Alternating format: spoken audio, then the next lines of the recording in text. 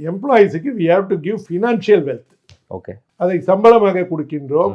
அதனால் அவர்கள் வீடு வாடகை கொடுக்கிறார்கள், வீடு வாங்குவார்கள், இல்லை மளிகை கடைக்கு போவாங்க, சாப்பிடுவாங்க, ட்ரெஸ் வாங்குவாங்க, ஓகே, ஒரு ஹாலிடே போவாங்க, அதுக்காக கொடுக்குறோம். பட் அதை விட முக்கியம் என்னென்னா ஒரு சமூக அந்தஸ்து வேணும், சமூக மதிப்பு வேணும். இப்போ ஜப்பான்ல எல்லாம் பார்த்தீங்கன்னா பொம்பளைங்க சொல்லுவாங்க, அவங்க சம்பளத்தை சொல்ல மாட்டாங்க, என்னுடைய ஹஸ்பண்ட் ஸ்டேட்டஸ் என்ன தெரியுமா, சமூக ஸ்டேட்டஸ், சோஷியல் ஸ்டேட்டஸ், அவர் டைரக்டர், அசிஸ்டன்ட் டைரக்டர், ஜெனரல் மேனேஜர்னுவாங்க. அதாவது நீ சோம்பேறியா இருக்க கூட, நிறைய நேரம் உழைக்கணும், உனக்கு அந்தஸ்து இருக்க வேண்டும். உன் ஆபீஸ்ல நீ 6 மணிக்கெல்லாம் கிளம்பிட்ட அப்படின்னு சொன்னா நீ வேண்டப்படாத ஆள்னு அர்த்தம் ஜப்பான்ல.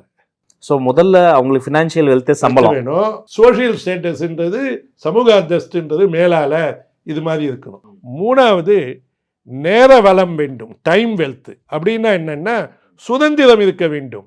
எல்லாத்துக்கும் போய் மேனேஜர் கிட்ட அப்புதல் வாங்கணும். இப்போ ஐஓ கம்பெனியில் ஏதாவது செலவு பண்ணணும், கஸ்டமரை பார்த்துக்கணும், கஸ்டமருக்காக ஒரு செலவு செய்ய வேண்டியிருக்குன்னா யார்கிட்டையும் அப்ரூவல் வாங்க வேண்டாம். ஐஓ பிரின்சிபல் வந்து customer first. Okay. So we empower the employees. So முதல்ல ஃபினான்ஷியல் வெல்த் சம்பளம் கொடுத்துட்டீங்க, சோஷியல் வெல்த் அவருக்கு ஒரு பதவி கொடுத்துட்றீங்க, 3வது அவருக்கு டைம் வெல்த்தும் கொடுத்துட்றீங்க.